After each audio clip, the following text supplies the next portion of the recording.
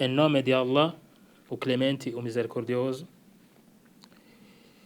A peregrinação menor consiste em adorar a Allah na consagração ritualística, circulando ao redor da Kaaba 7 vezes, percorrer a distância entre Safa e Marwa 7 vezes e raspar o cabelo da cabeça. Essa peregrinação menor, em outras palavras ou em outra palavra, pode-se dizer Umrah. São rituais parecidos como aqui foram citados. Vai dar voltas ao Kaaba 7 vezes, vai percorrer também entre as colinas de Safa e Al-Marwa e vai raspar o cabelo no final desses rituais. Para os homens, no caso, é que são recomendáveis raspar o cabelo ou pode cortar curto. Mas o profeta Muhammad, que a paz e bênção esteja sobre ele, enfatizou mais o raspar o cabelo para os homens.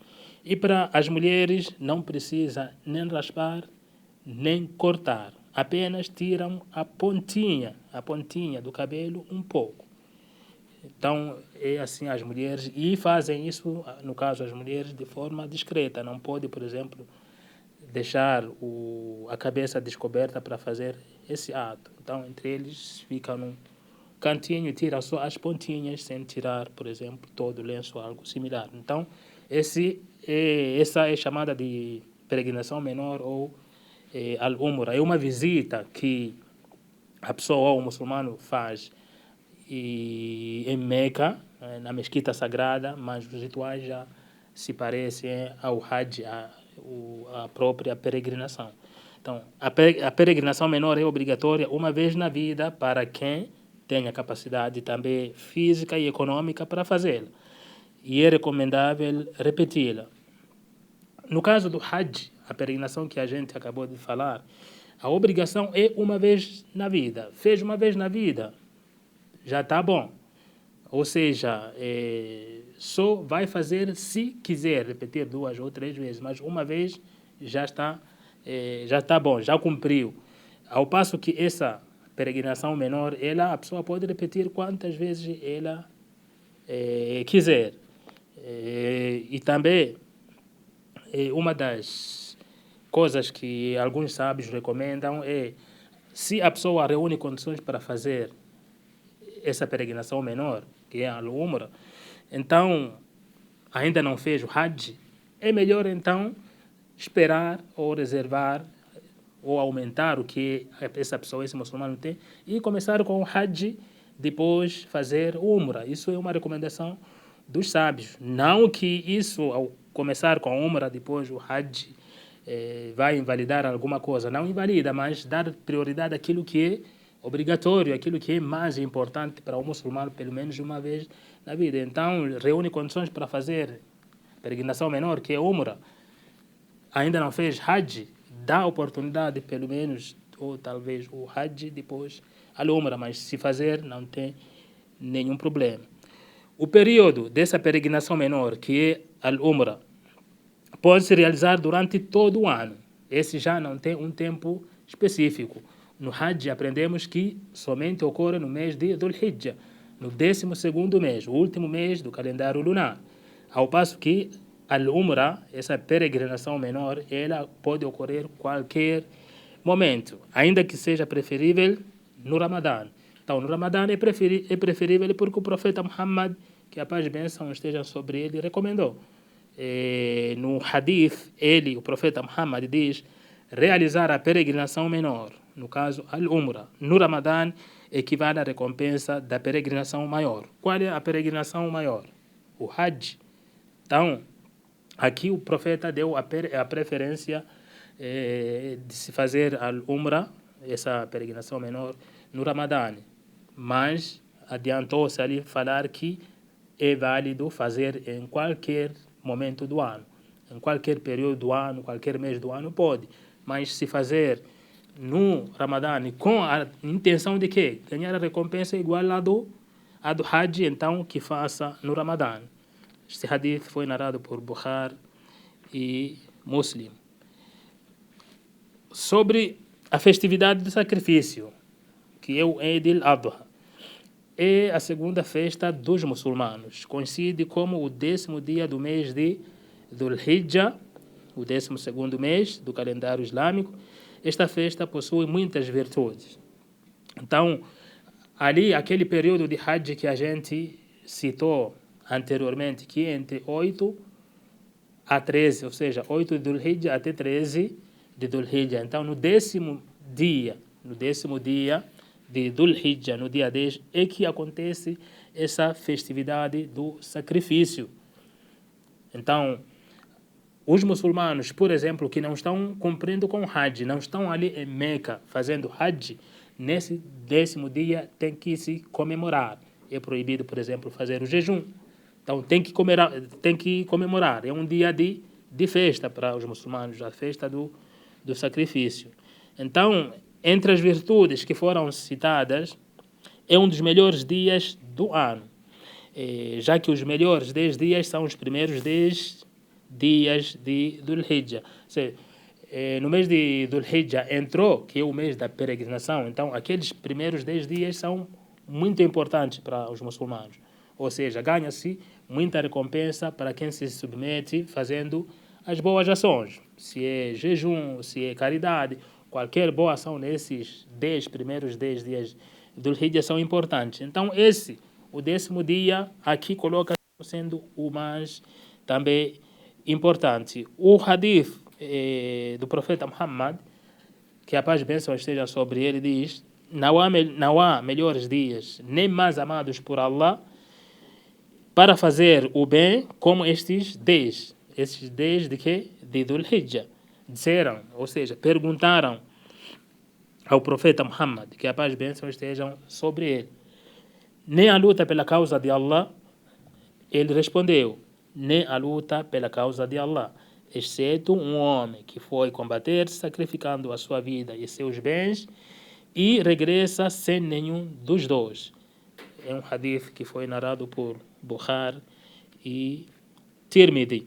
Então, uma das melhores ações nesses primeiros 10 dias de Dhul Hijjah, aqui cita o profeta Muhammad, que são importantes, ou seja, não se compara nem aquele que saiu na luta pela causa de Allah, e exceto aquele que saiu pela causa de Allah, só que não voltou, ou seja, morreu pela causa, lutando pela causa de Allah subhanahu wa ta'ala. Então essa é a comparação que o profeta Muhammad coloca de tão importantes são esses 10 dias de Dhul Hijjah, entrando ali o dia de Eid al-Adha, ou seja, a festividade do sacrifício.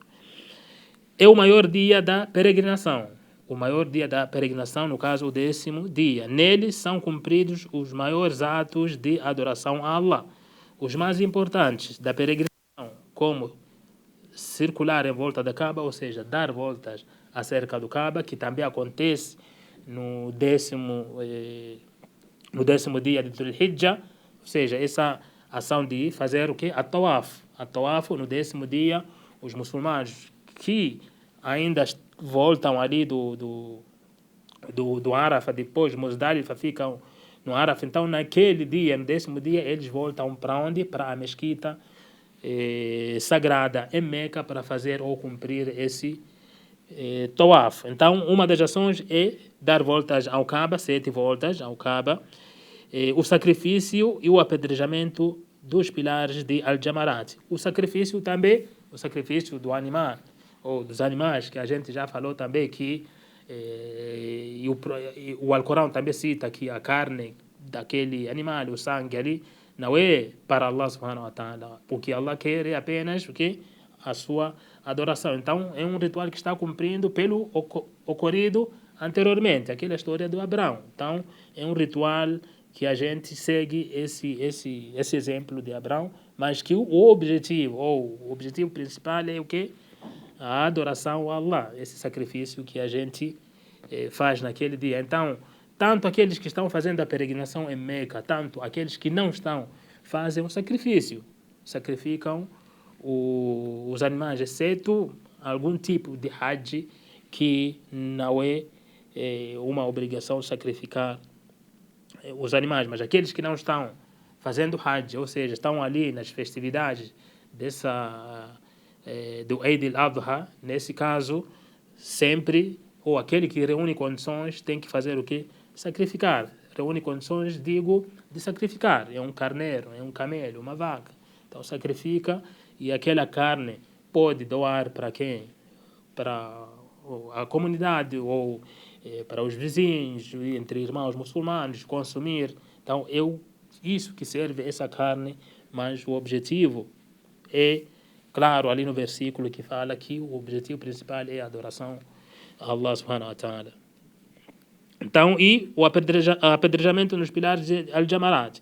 Então, também acontece nesse 10º dia. Os muçulmanos, os peregrinos, quando voltam ali do Muzdalifa, no caso, pernoitam no Muzdalifa e de manhã já vem a Mina. Então, uma das ações é essa de apedrejamento nos pilares de Al-Jamarat. Acho que já citamos sobre isso. Esse Al-Jamarat é também uma forma de demonstrar o que Abraão fez quando ia sacrificar naquela região, ia sacrificar o seu filho Ismael, segundo o sonho que ele teve, ia cumprir aquilo que Allah ordenou. Então, Allah subhanahu wa ta'ala, ao invés de sacrificar o seu próprio filho, colocou ali o carneiro, o cordeiro, algum animal ele sacrificou. Ao longo dessa caminhada para ir sacrificar, dizem, o Satanás aparecia tentando interromper aquilo, dizendo que está matando o seu próprio filho e tal, para que ele descumprisse aquilo que Allah ordenou. Então, esse exemplo, o Abraão pega nas pedrinhas e ele lançava tentar afastar o Satanás. Então, esse exemplo que os muçulmanos hoje fazem de esses pilares ir atirar algumas pedrinhas. O que é feito no dia da festa, na festa do sacrifício? O que é feito? Faz-se o mesmo que no dia de Eid al-Fitr. Eid al-Fitr ele ocorre no mês de Ramadã. Aqui estamos falando do Eid al-Adha, a festa do sacrifício. Porque os muçulmanos só têm 2 comemorações. Então, o primeiro no Ramadã, no nono mês é que acontece o Eid al-Fitr, onde terminam o jejum, e depois de terminar o jejum tem essa comemoração. E depois vem o mês de Dhul-Hijjah, ou seja, o 12º mês, onde acontece essa festa do sacrifício. Então, faz-se o mesmo, é o que diz aqui, faz-se o mesmo que no dia de Eid al-Fitr, com exceção da caridade de Al-Fitr. Então, no Ramadã, no final do Ramadã, aquela comemoração, quando termina o jejum, tem um tipo de caridade, o que não tem no Eid al-Adha, ou seja, nessa festividade de sacrifício não tem o Zakat al-Fitr, uma caridade que é doado ali no final do Ramadã, que é exclusiva na festividade do fim do Ramadã, como foi citado aqui. A festa do sacrifício se caracteriza pela adoração a Allah mediante o sacrifício de um animal, cordeiro, camelo, vaca, etc. Isso pode ser sacrificado, aquele que reúne condições. Se não tem condições, não vai comemorar, vai comemorar. Então, reúne condições, sacrifica e consome essa carne entre família, irmãos, a comunidade vai distribuir entre a comunidade e assim sucessivamente. O animal a ser sacrificado pode ser um camelídeo, bovino ou caprino. Sacrifica-se em adoração a Allah e o período válido para o sacrifício é desde depois da oração do Eid até o pôr do sol do dia 13 de Dhul-Hijjah. No entanto, tem um limite. A partir daquele 10º dia, que começam já esse ritual de sacrificar o animal. Então, é o 10º dia e vai até o dia 13 de Dhul-Hijjah.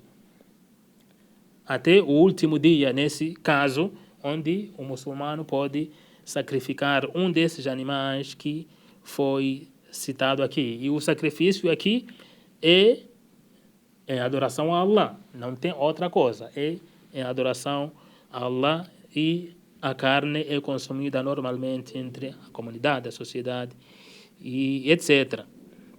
Então, falamos que o período válido para esse sacrifício desde depois da oração do Eid. A oração do Eid reza-se de manhã, ou seja, de manhã, depois da oração da alvorada.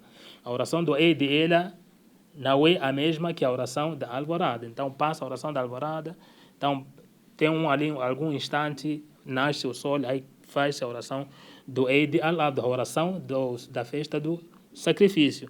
Então depois dali pode-se fazer esse sacrifício de animal, mata o animal e se vai doar, vai consumir, vai os 3 dias, 10, 11,